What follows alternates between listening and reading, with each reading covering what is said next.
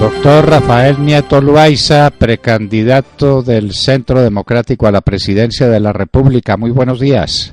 Muy buenos días, doctor Londoño. ¿Cómo está usted? ¿Cómo están allá todos en la mesa de trabajo?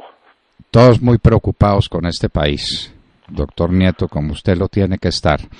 Y usted con mayor razón porque lo está estudiando a fondo para examinar cuál sería el país que usted recibiría el próximo 7 de agosto de 2018. En el caso muy probable de que fuere elegido presidente de la República.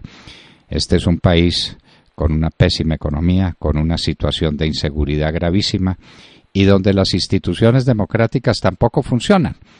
Aquí vimos cómo se cayeron las 16 circunscripciones electorales no una vez, sino 3 veces, sobre todo 2. En la primera, una votación de 38 votos a favor y por arte de magia la volvieron a presentar y tampoco tuvieron la mayoría absoluta. Pero el presidente Santos resuelve montar en cólera y quebrar lanzas contra el Congreso de la República. ¿Tenía eso antecedentes en la historia constitucional del país? ¿Eso es admisible? ¿Se respetaría en el caso de que usted fuera presidente el principio de la división y separación de los poderes, doctor Nieto? Una de las grandes tragedias, doctor Londoño, de todo este proceso con las FARC es la ruptura del orden constitucional y del sistema de frenos y contrapesos entre las distintas ramas del poder público. Santos se inventa el plebiscito, maniobra para bajar el umbral del plebiscito del 50 al 13%, cambia las reglas de juego para permitir la participación en política de los distintos funcionarios públicos, asegura la financiación pública para la campaña del sí, pero hace que se le niegue esa financiación a lo del no, y no respeta el resultado, y ese es un antecedente terrible. Pero así como es de malo ese antecedente, después ocurren 2 cosas que son por lo menos igual de graves a esa actitud antidemocrática de Santos.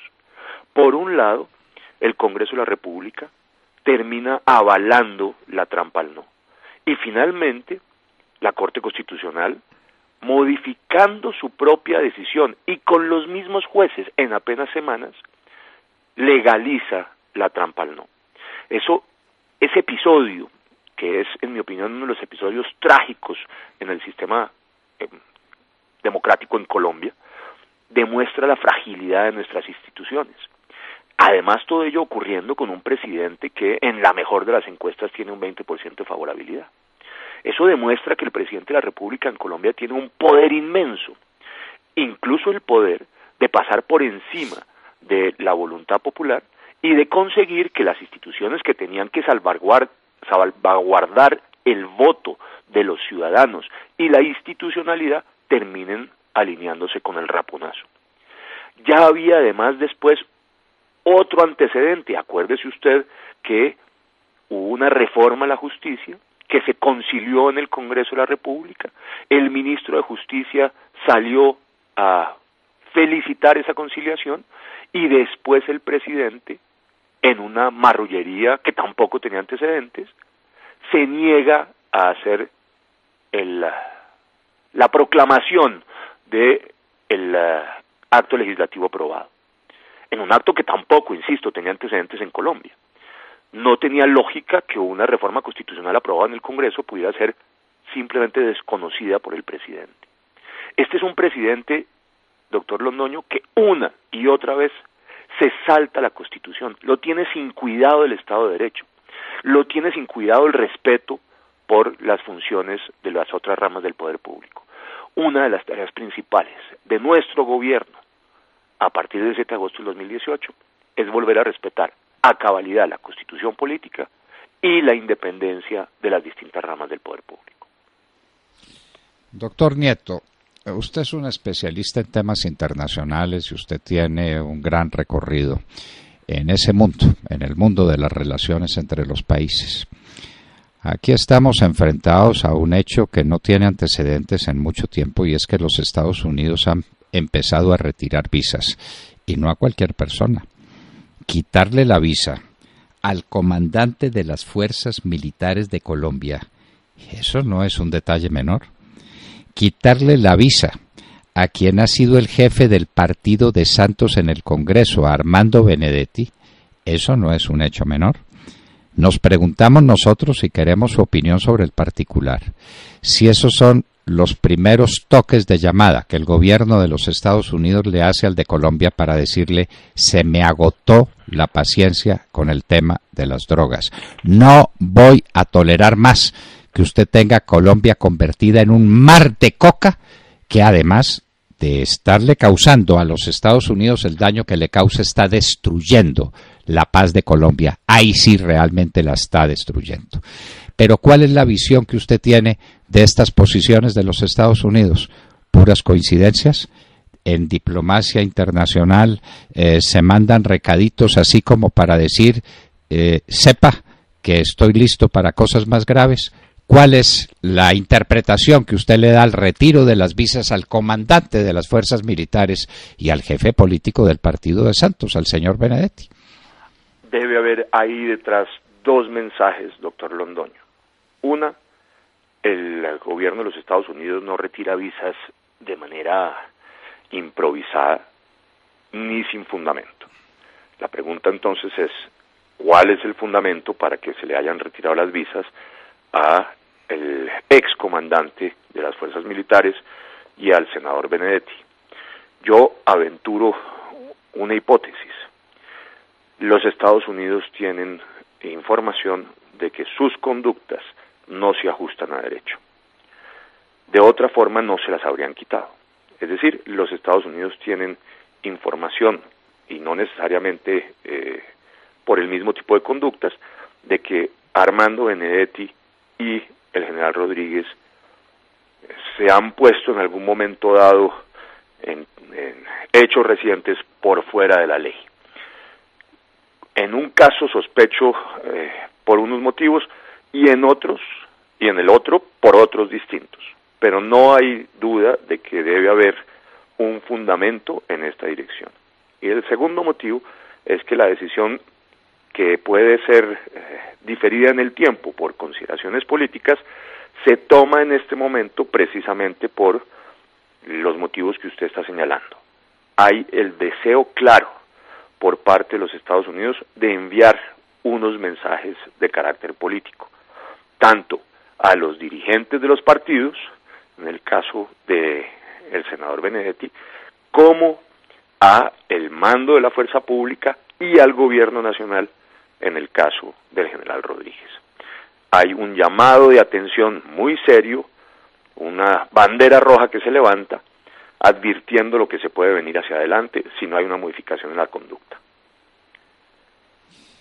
Doctor Rafael Nieto Loaiza, precandidato del Centro Democrático. El tema probablemente más urgente para los colombianos, el más urgente de todos, es el tema económico. Usted recuerda pues aquella frase famosa de "es la economía, estúpido", cuando alguien le decía a un candidato a la presidencia de los Estados Unidos: hable de economía, que ese es el tema, porque eso es lo que en últimas le dice al ciudadano cuál es su situación y cuál es la situación del país. Y resulta que más de la tercera parte de las familias colombianas prácticamente tienen hambre, como lo dice el DANE. El único sitio donde hay pleno empleo es en los sitios donde se explota y se maneja la coca. En el resto, el desempleo es rampante y el empleo informal es gigantesco.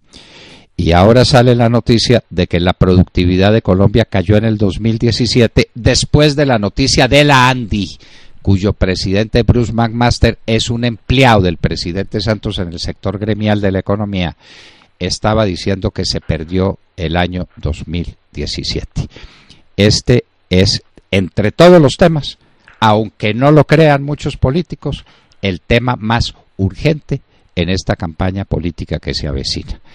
¿Usted qué haría a partir del 7 de agosto como presidente de la República para cambiar la dinámica diabólica que lleva la economía colombiana hacia el abismo, doctor Nieto? Doctor Londoño, yo considero que dos son los grandes temas que debemos abordar. No son los únicos, pero sí los fundamentales.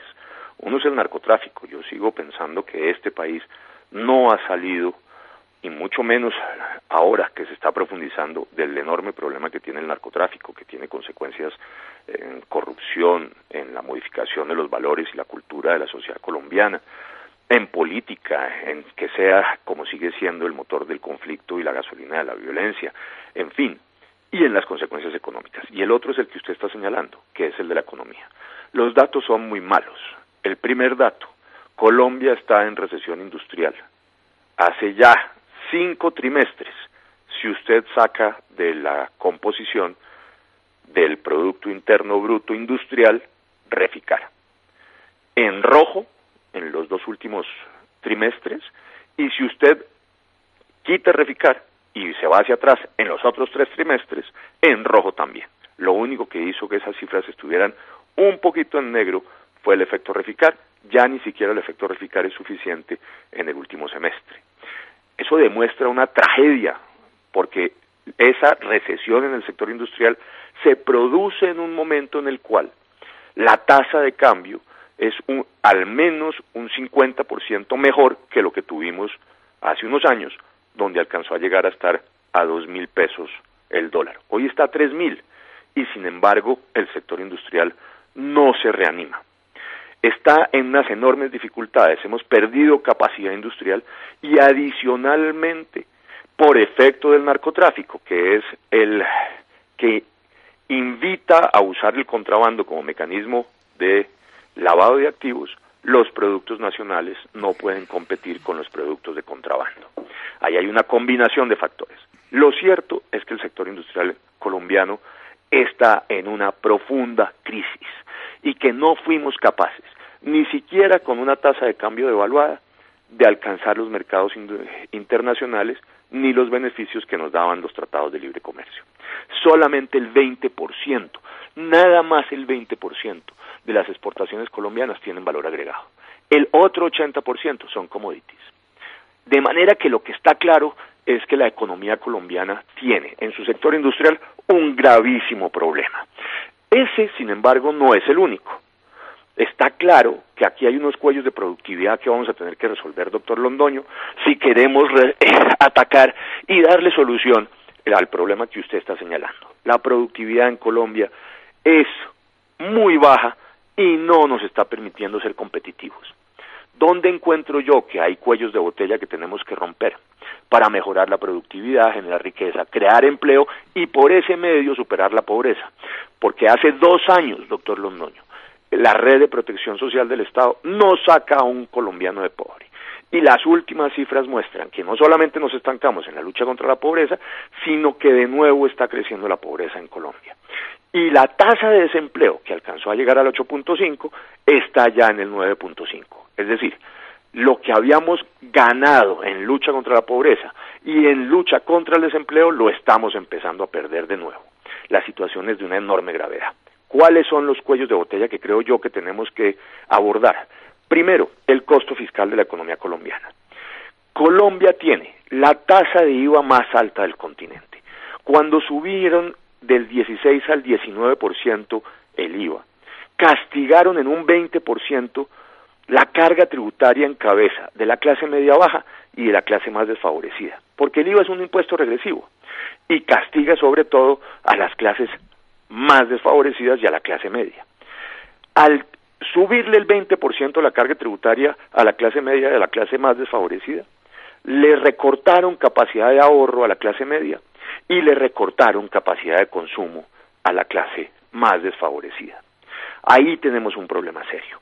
Segundo problema, los prediales. Los prediales han crecido más de un 200% en los últimos 7 años. Había que hacer un ajuste en los prediales, eso era verdad, había un rezago.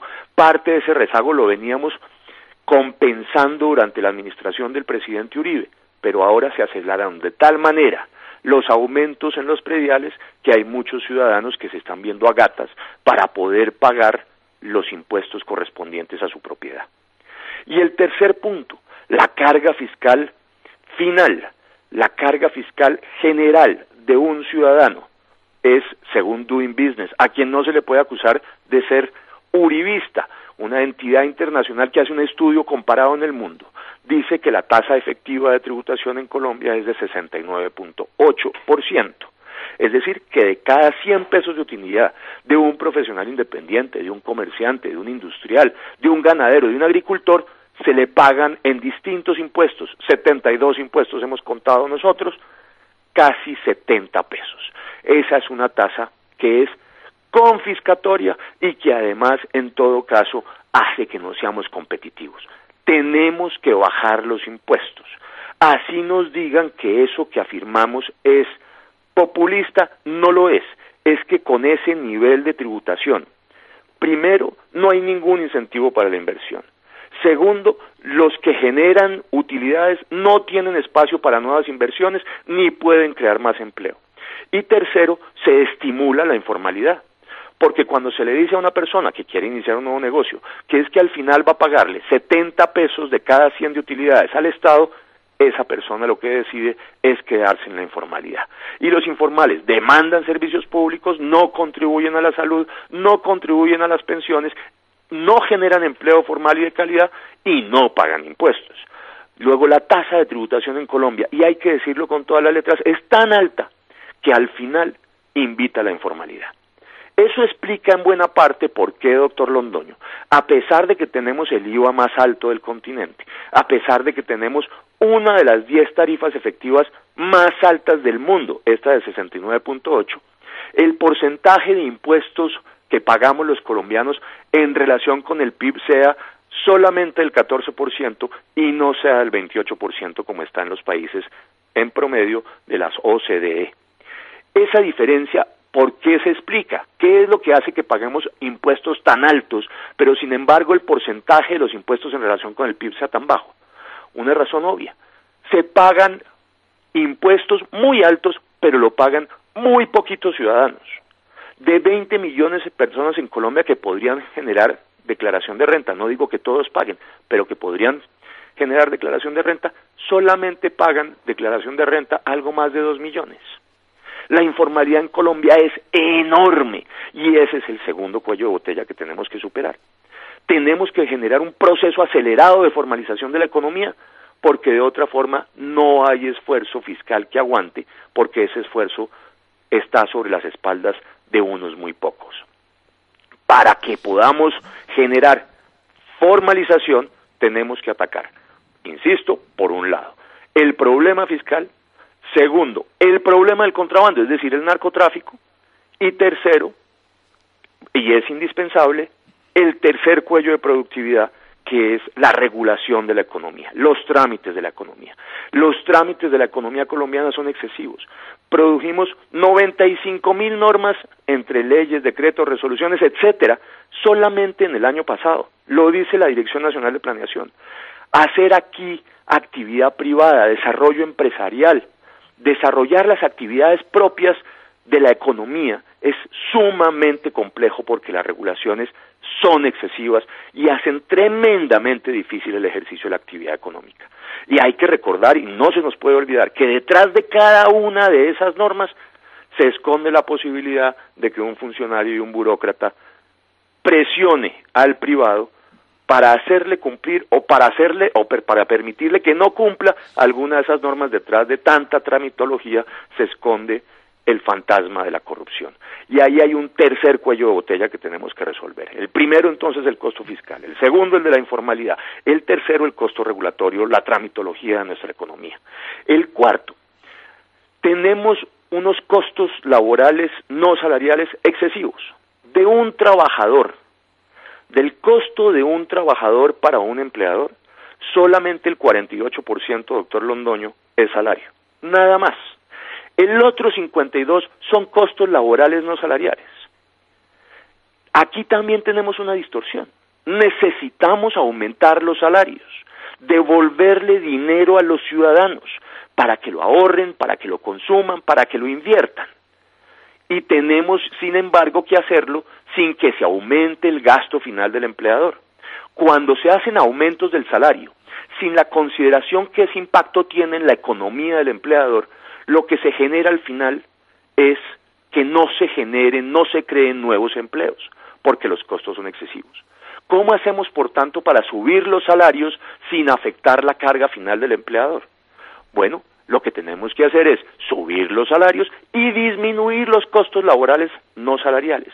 Ese debate, doctor Londoño, no lo ha querido hacer el país y es indispensable que lo hagamos. Yo prefiero 100.000 pesos más en el bolsillo del trabajador colombiano, de nuestros asalariados, que esos 100.000 pesos pagando costos laborales no salariales que van a otra cosa distinta, normalmente al Estado, que a lo que le corresponde a nuestros trabajadores. Con una reflexión adicional, no es una discusión menor, porque el 87% de los asalariados en Colombia gana 2 salarios mínimos o menos. De manera que un aumento en el salario de esa inmensa cantidad de colombianos asalariados que no gana sino 2 salarios mínimos o menos va a mejorar la capacidad de consumo y la capacidad de ahorro, el nivel y la calidad de vida de esos ciudadanos, como no puede hacerlo ningún esfuerzo del Estado. Tenemos que dar la discusión de cuáles son los costos laborales no salariales que tenemos que recortar para poder hacer aumento del salario. Y ahí tenemos entonces un cuarto cuello de botella. Hay un quinto que también es fundamental. Para que tengamos una sociedad productiva necesitamos educación de calidad, investigación, ciencia y tecnología. La educación en Colombia es de muy mala calidad en general, la pública y la privada. Lo prueban los exámenes internacionales PISA, que son unos exámenes que se hacen a estudiantes de los mismos niveles de distintos países con la misma prueba. En todas ellas, nuestros estudiantes de colegios privados y de colegios públicos, con muy pocas excepciones, califican muy mal en matemáticas, en ciencia y en comprensión de lectura. Si no hacemos un esfuerzo para mejorar de manera sustantiva la calidad de la educación en Colombia, nosotros no vamos a resolver el problema de productividad. Y en materia de innovación, ciencia y tecnología hay que decir varias cosas. No nos gastamos sino el 0.56% en ello. El promedio en América Latina es 1.2%. El promedio en los países desarrollados es el 3%. Tenemos que hacer un esfuerzo fiscal importante, generar banca de inversión, fortalecer el programa Impulsa, hacer una concertación entre universidades y sector privado, apostarle a la biodiversidad colombiana y por tanto hacer investigaciones de biotecnología, apostarle a la biomedicina. Aquí tenemos una posibilidad de competir que no tendríamos de ninguna otra manera.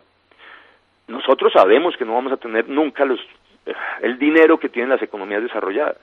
Sabemos que no vamos a tener la inversión extranjera, pero sí tenemos mano de obra y los colombianos son ingeniosos, creativos, sumamente inteligentes, pero tenemos que darles la oportunidad con educación de calidad y con investigación, ciencia y tecnología. Y finalmente un cuello de botella adicional, que tiene que ver con los costos de la energía y la infraestructura. Si no tenemos la infraestructura adecuada para que nuestros productos se puedan desplazar rápidamente a los puertos y exportarlos, y que además se puedan desplazar rápidamente a los mercados internos para ser consumidos, vamos a tener enormes dificultades. Hoy, los costos de desplazamiento de mercancías y productos en Colombia son excesivos. Cuesta lo mismo traer un contenedor de China hasta uno de los puertos colombianos que moverlo desde el puerto colombiano a uno de los mercados en el interior del país. La apuesta de la infraestructura es vital, pero más allá de las 4G, yo creo que Colombia tiene que hacer sobre todo 2 tareas fundamentales. Hacer una verdadera red férrea en Colombia, que tiene muchísimas ventajas en comparaciones con las infraestructuras de carretera, y asegurar la navegabilidad del Magdalena, que es la gran arteria en el centro del país. Y por último, tenemos que bajar los costos de energía. Pagamos un costo de energía que es excesivo. Ahí hay un problema de regulación. Hoy se puede hacer. Claro que hay que mantener el cargo por capacidad para asegurar que en las épocas en que no hay suficiente agua tengamos manera de no sufrir apagones. Pero lo que estamos haciendo hoy, por la forma en que está regulado el sistema de energía, ha hecho que las tarifas se hayan disparado y que sean hoy un costo excesivo para la productividad. Creo que todo esto es posible hacerlo y podemos atacar esos cuellos de botella, y atacándolos vamos a dar soluciones estructurales a medianos y a largo plazo para la economía colombiana, y esa tiene que ser la apuesta. Ahora, dicho esto, doctor Londoño, nada de este ejercicio es posible si no hacemos 3 tareas básicas en paralelo. Tenemos que luchar contra el derroche y el despilfarro. Este gobierno se gastó solamente entre el 2012 y el 2014 en publicidad, propaganda y eventos oficiales 2.3 billones de pesos. Yo no quiero imaginarme cuál es la cifra consolidada del 7 de agosto del 2010 al 7 de agosto del 2018. 2.3 billones de pesos. Es increíble. Segunda reflexión, y también es fundamental, si no luchamos contra la corrupción, no hay manera que el esfuerzo que hagamos sirva tampoco. Solamente los sobrecostos de Reficar costaron 4.000 millones de dólares, es decir, 12 billones de pesos. Y por último, necesitamos un Estado austero y eficiente. Santos contrató 25.000 personas más como empleados públicos o trabajadores oficiales e hizo 78.000 contratos de prestación de servicio. Es decir, estamos hablando de que hay 103.000 personas más hasta este momento en la nómina del gobierno central. Nosotros, usted lo sabe, doctor Londoño, trabajamos en conjunto en esa tarea, en la primera administración del presidente Uribe, en la reforma del Estado que dirigió con mucha certeza Claudia Jiménez. Conseguimos ahorros del 5% del PIB, es decir, de 50 billones de pesos con una reforma del Estado. Todo ese esfuerzo se perdió. Las cifras parecen tontas, pero no lo son. 50 billones de pesos son 6 años y unos meses de reforma tributaria. Lo que trato de decir es que si luchamos contra el derroche y el despilfarro, si somos eficientes en la lucha contra la corrupción y si hacemos un Estado austero y eficiente, claro que tenemos margen para bajar los impuestos. Sin duda lo tendríamos. Ya he señalado aquí, sumen ustedes entre una cosa y otra, cómo podríamos estar ahorrándonos al menos 8 años de IVA. 8 años de IVA, solamente en habernos evitado los sobrecostos de Reficar, si no nos gastáramos lo que nos gastamos en publicidad y en propaganda y eventos, y si tuviéramos un Estado eficiente. La reforma tributaria sí es posible, pero para bajarla, con un efecto además que no quieren considerar algunos de nuestros economistas. Al bajar los impuestos vamos a conseguir formalización de la economía, al bajar los impuestos vamos a generar mayor dinámica de los actores del sistema y por tanto mayor generación de riqueza. Y lo que perdemos en ingresos por bajar las tarifas lo vamos a compensar y probablemente lo vamos a superar a mediano plazo con los nuevos ingresos de una mayor formalidad, más personas tributando y con unos ingresos por una economía más dinámica. Bueno, doctor Nieto, parece que va a tener usted mucho trabajo del 7 de agosto entrante en adelante, ¿no? Pero los antioqueños decimos que el que a buen brinco se arma, sus pies se atiene. ¿A usted se le ocurren todas estas cosas? Son indispensables para el país. El país no puede sobrevivir así como está viviendo. No puede, esto no puede alargarse más. Y alguien tiene que ponerle el pecho a la brisa y enfrentar semejantes desafíos. Usted los conoce, usted los ha visto, usted los ha medido, se tiene que sentir capaz de hacerlo. Y eso es lo que más nos admira, que en estas circunstancias una persona como usted, con pleno conocimiento de causa, quiera prestar su nombre, su esfuerzo, su trabajo, su vida al servicio de los colombianos. Ahora solo falta que los colombianos quieran ese sacrificio suyo y quieran tenerlo usted como presidente de la República, que es lo que muchos esperan que suceda. Doctor Rafael Nieto Loaiza, muchas gracias por estar con nosotros y, como le dicen a los marinos, buen viento y buena mar. Doctor Londoño, muchísimas gracias. Nos vamos a encontrar no una olla raspada, sino la olla desfondada. Pero si no le metemos todo el julete, toda la energía, todo el esfuerzo a esta tarea, nuestro país se va a desbancar y va a caer en un profundo abismo. Y eso tenemos que evitarlo. La tarea es de todos los colombianos, la de construir una sociedad más justa, más segura y más próspera y alejarnos del abismo. Y en ese esfuerzo tenemos que concentrarnos, doctor Londoño, no puede ser de otra manera. No podemos ser inferiores a lo que estos tiempos aciagos y difíciles nos demandan.